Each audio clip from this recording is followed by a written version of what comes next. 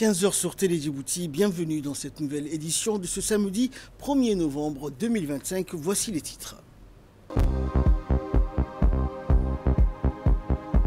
L'Académie arabe des sciences administratives accueille ses nouveaux étudiants pour cette nouvelle rentrée 2025-2026.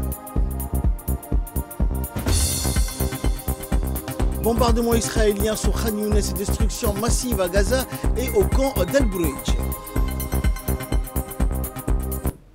Voilà pour les titres, bonjour à tous. Le président de la République, Ismaël Omar Guelleh, a quitté ce samedi en début d'après-midi le pays à destination de l'Égypte où il prendra part à la cérémonie d'inauguration officielle du grand musée égyptien. Imposant monument érigé sur une superficie de 50 hectares, le grand musée égyptien servira de plateforme d'insertion et d'hébergement à plus de 100 000 objets, d'artefacts et d'indices d'histoire ancienne remontant jusqu'à plusieurs siècles avant notre ère. Édifice alliant architecture moderne et ancienne, le grand musée égyptien a été construit avec un coût estimé à environ 1 milliard de dollars. Il réunit d'emblée toutes les conditions faisant de lui un creuset d'intégration mondiale en matière d'archéologie et d'études de civilisation du passé. Situé non loin des pyramides de Gizeh, autre complexe architectural classé au patrimoine mondial de l'UNESCO, le grand musée égyptien prend tous les contours d'additifs précieux susceptibles de fournir une dynamique supplémentaire de succès au tourisme égyptien. Outre le président Guelleh, les dirigeants de premier plan issus de tous les continents prendront part à la cérémonie d'inauguration du grand musée égyptien. Et en marge de sa participation à cet événement, le chef de l'État mettra, comme à l'accoutumée, à profit ce déplacement en Égypte pour s'entretenir en marge avec les principaux responsables politiques de ce pays, dont le président Abdel Fattah al-Sisi.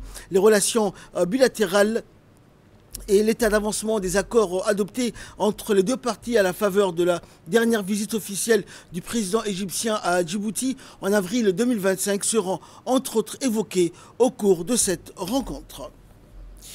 Au terme d'une visite officielle marquée par deux événements d'envergure, le président de la République fédérale de Somalie, Hassan Sheikh Mohamud, a quitté le pays aujourd'hui après un séjour empreint de fraternité et de coopération. Durant sa visite, le chef de l'État somalien a pris part aux côtés du président de la République, Ismaël Omar Guelleh, président de la République, à l'inauguration du mémorial de la paix à Arta, érigé en souvenir à la conférence de paix d'Arta de l'an 2000.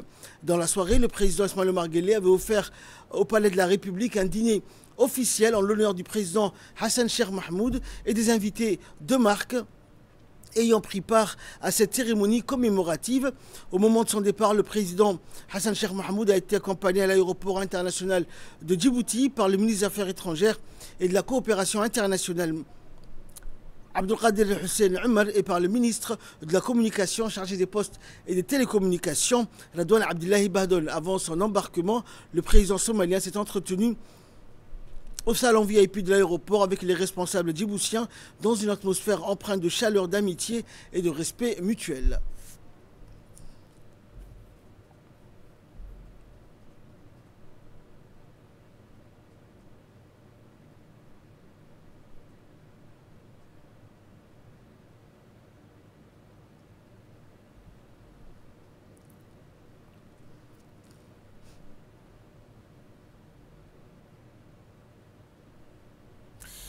Dans le cadre de la campagne nationale Octobre Rose, le ministère de la Jeunesse et de la Culture a organisé une séance spéciale de sensibilisation au profit de son personnel féminin en partenariat avec le ministère de la Santé. L'objectif, informer, prévenir et mobiliser autour des cancers du sein et du col de l'utérus. Animé par Ilham Ibrahim, chef de service de la promotion du CHU Husseina, cette rencontre a permis d'aborder les signes d'alerte, les mesures de prévention et l'importance du dépistage régulier. Elle a également mis en lumière la nouvelle campagne de vaccination contre le cancer du col de l'utérus, désormais disponible à Djibouti, une avancée majeure pour la santé des femmes. Présente à l'événement, la ministre de la Jeunesse et de la Culture, Dr Hibo Moumine Assoué, a salué l'engagement du ministère de la Santé et a réaffirmé le soutien indéfectible de son département à cette noble cause. La ministre a rappelé que la jeunesse, moteur du changement social, a un rôle clé à jouer dans la promotion des comportements sains et la prévention des maladies à travers les centres de développement communautaire et le programme national du volontariat des jeunes. Et par cette initiative, le ministère de la Jeunesse et de la Culture affirme une fois de plus sa détermination à œuvrer pour un avenir plus sain, plus fort et plus solidaire. Dans le cadre de la Semaine nationale et africaine de la jeunesse 2025, le ministère de la Jeunesse et de la Culture a organisé aujourd'hui une séance de yoga matinale à la plage Siesta en collaboration avec l'ambassade de l'Inde à Djibouti. L'événement a rassemblé environ 100 passionnés de yoga, parmi lesquels la ministre de la Jeunesse et de la Culture, Dr Hibo Moumine, et l'ambassadeur de l'Inde à Djibouti, ainsi que les responsables du ministère. La séance a été animée par le coach de yoga, Almis Siad, qui a débuté par une démonstration dynamique du protocole de yoga avant d'enchaîner avec des exercices de relaxation, des mouvements d'étirement et des techniques de respiration profonde. À l'issue de l'événement, la ministre de la Jeunesse et de la Culture et l'ambassadeur de l'Inde à Djibouti ont souligné l'importance du yoga dans la vie quotidienne en tant que pratique favorisant le bien-être physique et mental. Les séances de yoga se poursuivront désormais une fois par semaine dans les centres de développement communautaire du pays.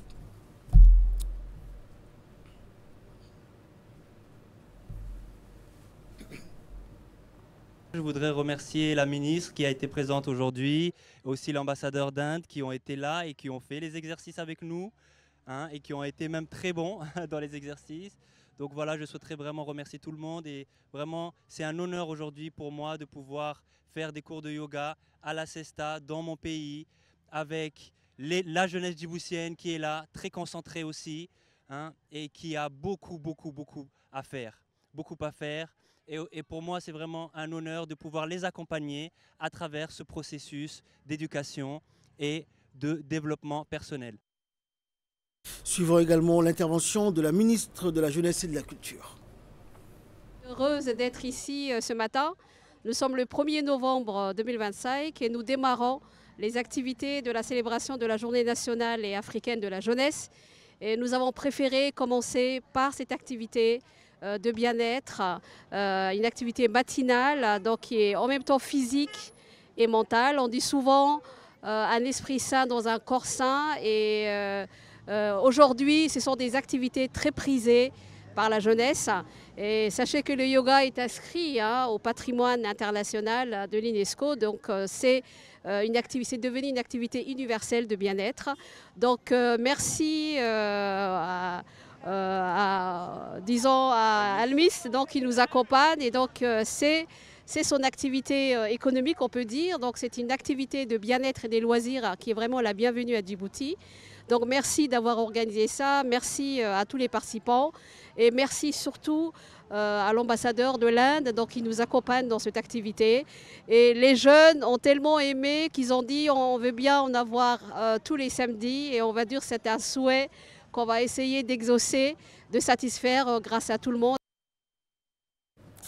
Dans l'actualité également et dans le dossier de cette édition, la République de Djibouti célèbre la Journée nationale et africaine de la jeunesse chaque année, le 1er novembre. Cet événement organisé par le ministère de la Jeunesse et de la Culture constitue un moment fort de reconnaissance, de réflexion et de valorisation de la jeunesse djiboutienne et africaine dans son ensemble. Regardez.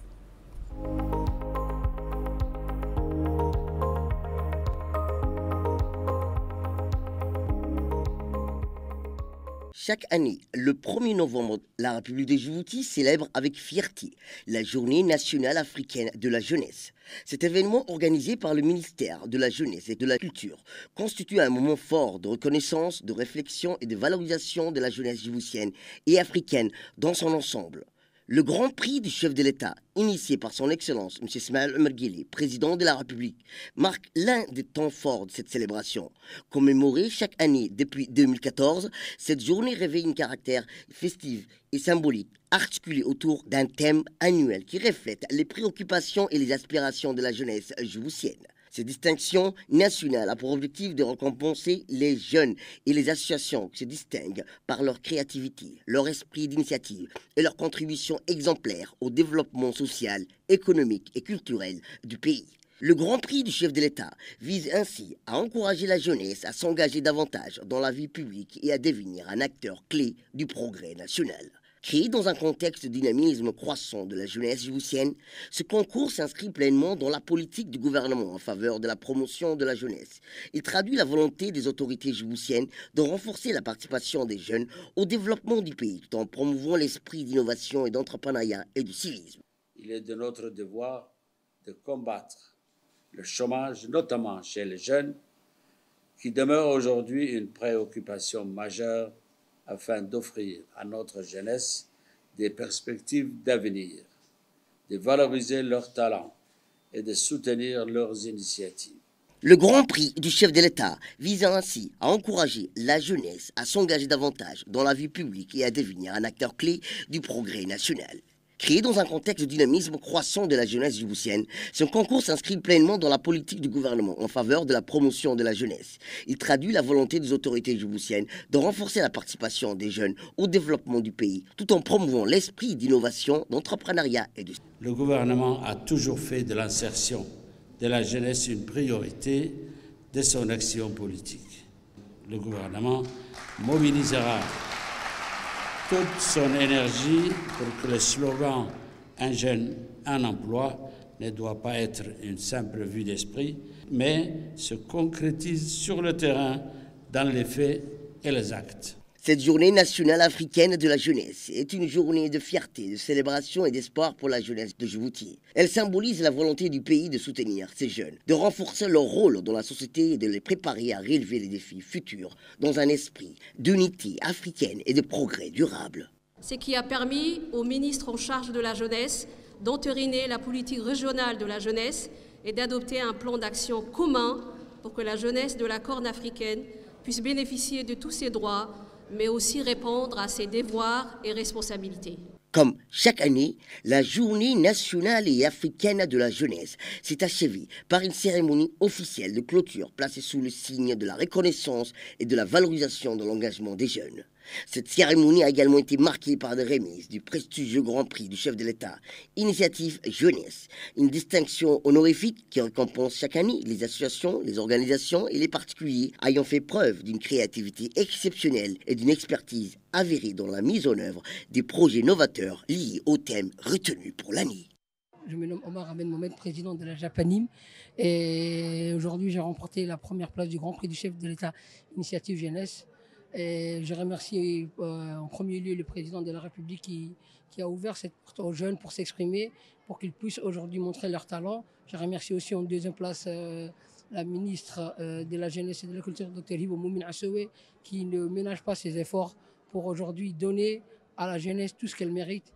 Et j'ai dit bravo à tous les autres candidats, même si ce n'était pas votre année. Inch'Allah, j'espère qu'un jour, ce sera votre tour. Merci. Le Djibouti Palace Kempinski a abrité cette semaine la cérémonie de clôture de l'atelier national sur la Grande Muraille Verte et du lancement officiel du projet Suragua organisé par le ministère de l'Environnement et du Développement durable en partenariat avec la FAO et cofinancé par l'Union européenne et le Fonds vert pour le climat. Cette rencontre de haut niveau qui a réuni durant 2 jours des représentants du gouvernement, des partenaires économiques et financiers et techniques, ainsi que des acteurs de la société civile, a permis de poser les bases d'une feuille de route nationale pour renforcer la résilience des écosystèmes et des communautés rurales face aux effets du changement climatique. Les discussions tenues au cours de l'atelier ont permis d'identifier les actions prioritaires pour restaurer les zones les plus vulnérables et promouvoir les pratiques agroécologiques et renforcer les capacités des communautés locales. Le ministère de l'Environnement, pendant 2 à 3 ans, en fait, pour monter le contenu de la stratégie nationale et de la coalition nationale. Vous avez répondu, vous étiez satisfait de toute la documentation, ce qui a donné réellement un bon départ pour cet atelier au premier jour. Donc, satisfaction totale dès le premier jour, en fait, de l'engagement des partenaires.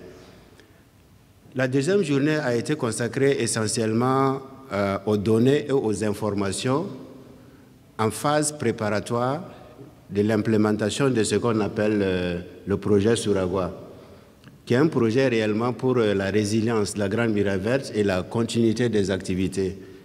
À l'ouverture, vous l'avez entendu par les hauts représentants du ministère de l'Environnement, à savoir le ministre de l'Environnement himself, qui était dans la salle, et qui a exprimé réellement la fierté, sa fierté personnelle, mais la fierté du pays, à avoir un projet Fonds vert climat de cette envergure.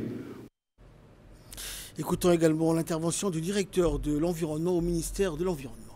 Ce projet Suragua, et je crois tout à l'heure lorsque j'ai partagé avec Dr Mokhtar, la base c'est la coordination, cette coalition, et j'ai fait le parallèle avec le comité national directeur sur le changement climatique, que nous on avait, qui existe par décret, par arrêté plutôt, depuis 1999, et qu'il faudrait peut-être penser aussi à mettre en place cette coalition, à légiférer, en vue de donner tous rôle et mandat, et avoir plus de coordination.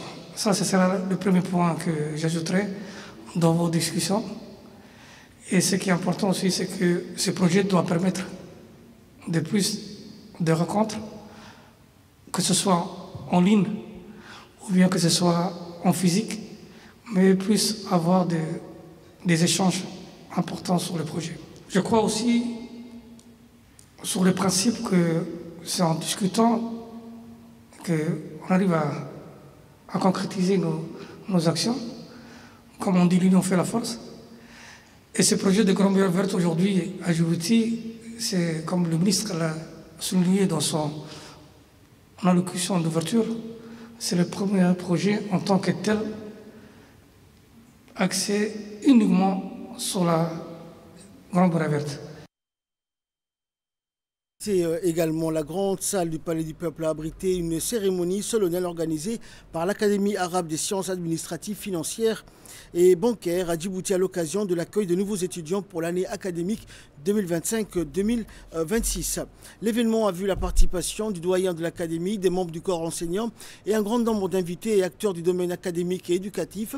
Cette rencontre a constitué une opportunité privilégiée de présenter aux nouveaux étudiants le système académique, les programmes d'enseignement ainsi que les diverses activités estudiantines offertes par l'Académie. La présentation a été assurée par la responsable du marketing et des relations publiques. Il est à noter que depuis son ouverture à Djibouti en 2016, l'Académie a formé plus de 6000 étudiants et a obtenu des diplômes de licence et de master. Elle accueille actuellement près de 1700 étudiants et étudiantes. Cette initiative vise à stimuler la persévérance et l'excellence académique chez les étudiants tout en contribuant à ancrer une véritable culture du mérite, du sérieux et de la quête du savoir au sein de la communauté universitaire.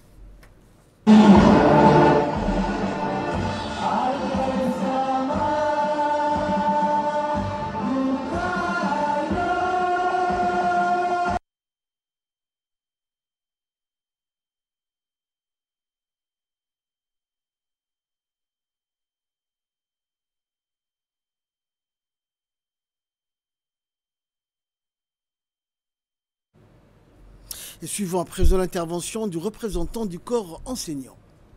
Étudiants, votre présence ici marque le début d'une nouvelle étape de votre vie, un parcours d'apprentissage, de découverte, mais surtout de développement personnel. Vous avez fait le choix d'intégrer cette académie, non seulement pour acquérir des connaissances, mais aussi pour construire votre avenir, affirmer vos valeurs et contribuer au développement de votre communauté. Notre institution s'est toujours distinguée par la qualité de son enseignement, la rigueur académique et porter une attention particulière à la réussite de chacun de nos étudiants. Nous croyons fermement que chaque étudiant porte en lui un potentiel unique, une force qui ne demande qu'à être relevée et accompagnée. En tant qu'enseignants, notre mission ne se limite pas à transmettre un savoir. Nous sommes vos partenaires, je disais, dans cette aventure, et nous serons toujours à vos côtés pour vous soutenir, mais surtout pour vous inspirer. Et pour sa part, le doyen de l'Académie, Dr Ridouane Ali, a exprimé sa joie de voir une nouvelle génération de jeunes ambitieux rejoindre ce haut lieu de savoir et de la formation. Il a souligné que l'Académie œuvre à instaurer une culture d'excellence et d'innovation dans le domaine de la gestion, des finances et des banques. Il a salué également le soutien constant dont bénéficie l'institution de la part des autorités politiques du pays, représentées par le président de la République, et le suivi assidu du ministre de l'enseignement supérieur et de la recherche, Dr Nabil Mohamed Ahmed. Enfin, il a affirmé que l'Académie, à travers sa vision d'avenir, aspirait à devenir un centre régional d'excellence dans les sciences administratives, financières et bancaires dans la région de la Corne de l'Afrique. C'est dans une ambiance empreinte de nostalgie et de fierté que l'Agence nationale des sports de Djibouti, la NPS, a organisé une journée porte ouverte au stade de Gouled, principal temple du football national, en pleine phase de réhabilitation.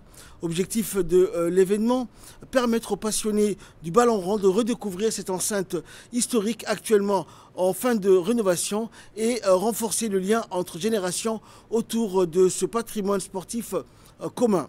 La cérémonie a réuni un parterre de figures emblématiques du football djiboutien et a aussi marqué sa présence, cet événement, tout comme plusieurs anciennes gloires du football national.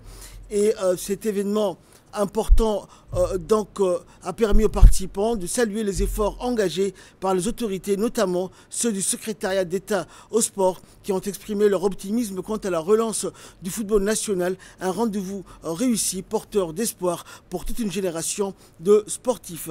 Écoutons à présent les impressions des responsables présents lors de cette journée. Et dans une démarche d'engagement social et de promotion de l'excellence éducative, le conseil régional de Dikil a organisé ce week-end la cérémonie de remise des fournitures scolaires aux élèves bénéficiaires de la 4e édition du programme promotion du conseil régional de Dikil. Accueilli dans le hall du Conseil, cette cérémonie s'est déroulée sous la présidence de Mahad Hussein Ahmed, président du Conseil régional de Dikil, en présence des autorités de la région. Et depuis 4 ans, déjà 50 élèves issus de familles modestes bénéficient d'un accompagnement continu de la part du conseil régional sélectionné lors de leur entrée en classe de 6e. Ces collégiens ont été soutenus tout au long de leur parcours scolaire et se trouvent aujourd'hui en classe de 9e, année décisive marquée par l'examen du BEF. Cette initiative témoigne de l'engagement du conseil régional de Dikil en faveur de l'éducation et de la réussite scolaire des enfants de la région, particulièrement ceux issus de milieux défavorisés. En accompagnant ces élèves sur le long terme, le programme promotion du conseil régional de Dikil s'inscrit dans une vision durable du développement éducatif et social de la région.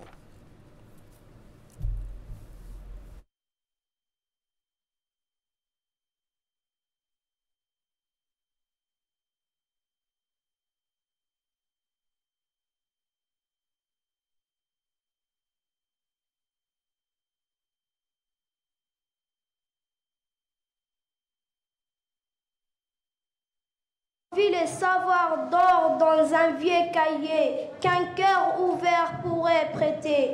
La charité n'est pas toujours en or, ni en habits, ni en trésor. Elle brille dans un simple geste. Quand un livre passe d'un main en net, donner un manuel, c'est offrir la lumière, c'est s'aimer la chance dans la poussière, c'est dire au monde avec douce. Les savoirs qu'on dit quand ils se partagent sans père. Un mot, une page, une leçon donnée font y naître un rêve, âmé, éveillé et dans ses gestes. Pur et discret vit la vraie charité, celle du respect. La division des douanes de la région de Tadjoura, en étroite collaboration avec l'armée nationale et la police, a procédé à la saisie de 11 500 kg de khat de contrebande dans la sous-préfecture de Dora. L'opération menée avec succès a permis d'intercepter une importante cargaison de khat introduite illégalement sur le territoire national. Les contrebandiers ont pris la fuite avant l'intervention des forces de l'ordre, mais les autorités poursuivent leurs efforts pour les identifier et les appréhender. Le directeur général des douanes, Gouled Ahmed Youssouf, a salué cette réussite et féliciter l'ensemble des collaborateurs impliqués dans l'opération. Cette saisie illustre une fois de plus la détermination des autorités à renforcer la surveillance des frontières et lutter efficacement contre les activités illicites qui menacent l'économie nationale. L'artillerie et les chars israéliens ont bombardé aujourd'hui les zones situées à l'est et au nord de Khan Younes, dans le sud de la bande de Gaza. Parallèlement, les autorités israéliennes ont annoncé avoir reçu hier soir, via le comité international de la Croix-Rouge, les corps de 3 otages présumés transférés à l'institut médico-légal afin d'en vérifier les identités. Les sources locales ont confirmé que l'armée israélienne poursuivait la destruction systématique de bâtiments résidentiels à l'est du camp d'Al-Bourej. Cette offensive a causé la mort de plus de 68 000 Palestiniens et blessé plus de 170 000 autres, en majorité des femmes et des enfants. Plus de 90% des infrastructures civiles ont été détruites et l'ONU estime le coût de la reconstruction à plus de 70 milliards de dollars. Et enfin, les défis liés à la sécurité alimentaire en Afrique nécessitent des mesures urgentes et ciblées. C'est ce qu'a déclaré Moses Vilakati, commissaire de l'Union africaine chargé de l'agriculture, du développement rural, de l'économie bleue et de l'environnement durable. La 6e session ordinaire du comité technique spécialisé sur l'agriculture s'est tenue à Addis Abeba. Les discussions approfondies se tiendront pendant 4 jours sur divers rapports et cadres, notamment le 5e rapport biennal d'examen du programme détaillé pour le développement de l'agriculture africaine et les stratégies visant à renforcer la voix de l'Afrique sur le changement climatique à l'échelle mondiale. C'est ainsi que prend fin cette édition. Merci à vous de nous avoir suivis.